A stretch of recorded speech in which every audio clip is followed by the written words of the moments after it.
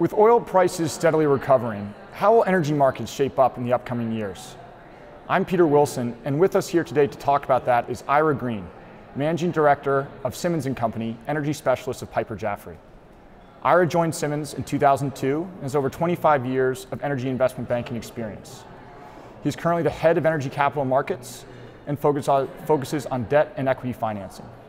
Ira, thanks for coming back to Darden and for joining us here today. Thanks, Peter. It's snowing today and it's April 9th. I can't believe it. Normally a little bit warmer, but we're going to get that back this week. But thank you. And the first question I had relates to public equities. So over the past 10 years, the energy market has significantly underperformed the S&P 500. Right. In that time, the S&P has been up close to 100%, and energy has been down right around 10%. Right. Do you think energy is due for a comeback? I do. Kind of looking at some statistics, tech is about 25% of the S&P.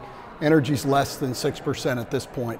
One of the all-time lows for energy representation in the S&P. So given what is going on with tech, given what's going on with some of the tariff talks, given what's going on with concern of increases in interest rates, one would assume you'd see some rotation back into the energy sector. When we left our conference, we have an energy conference every year in Las Vegas. It's our big energy conference. We walked out, we thought some of the generalists, which obviously invest in a variety of different segments, energy being one, we thought a lot of those folks were going to rotate back into the energy sector. Right now it's really, made up of primarily hedge fund or energy specialist investors in large part. We were very confident at the end of February, at the end of our conference, they were coming back in. Then we had some of the tariff talks, we had some of the market concerns, and I think that's held folks back for the short run. I am hopeful by the end of the year we will see some of this rotation back in, and then hopefully the stocks will behave in a commensurate fashion. And you mentioned some people holding back from the investment perspective. The IPO market coming into the year, there's a lot of optimism that with balancing oil prices, amongst other things, there would be a significant increase in IPOs amongst energy companies. 4 months into 2018, how has that story played out, and how does it look for the rest of the year? Sure. Okay, so oil prices really rebounded at the end of 17, and we're now roughly in the mid-60s on prompt month or next month crude prices for West Texas Intermediate crude. The 12-month strip is a little backwardated, but it's still above 60, and it's really in a healthy spot. So we were pretty confident coming into the year. There was a very large backlog of both E&P, or exploration production company IPOs, and oilfield service IPOs. We completed 5 oilfield service IPO offerings in January and February, so we got off to a great start.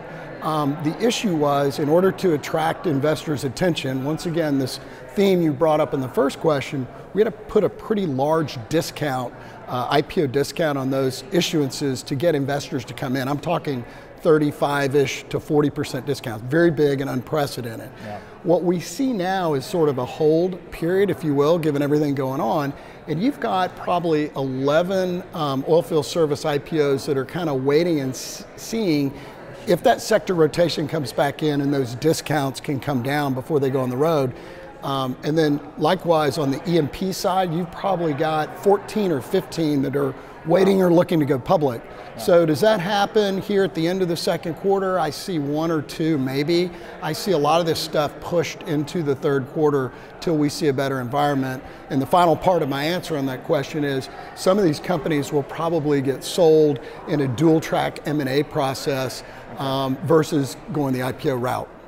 You mentioned waiting for the ideal environment, and you talked about in your first answer how tariffs have been a little bit more of a topic of conversation recently. Right. How do you think some of these discussions about tariffs and potential trade wars could impact the energy markets going forward? Well, first, it has created a lot of volatility in the overall general market. And whenever you have that kind of volatility, you've got investors that are a little worried about putting money to work. Yeah. And so once again, I go back to your first question of rotation back into a sector where people have not made as much money in over the years, particularly 2017. So we've got to settle down that overall macro environment. Right. So the talk of trade wars has created this volatility and has scared some folks. Whether those come through in truth or these negotiations work out will help decide how things trade in the future. I guess in the long term, if there actually was a significant increase in tariffs, if you were worried about that, I guess theoretically that would reduce economic activity, which would reduce demand for oil. But we have not seen oil move down in the trade wars. It's still in a pretty healthy spot in the mid-60s. It's more about new money and investing coming into the sector. Okay. Well, Ira, thank you. This has all been very interesting. We appreciate you coming back and sharing with us your insights. And again, we want to welcome you back to Charlottesville in the near future. Peter, thanks so much. It's great to be here. Thanks, Ira.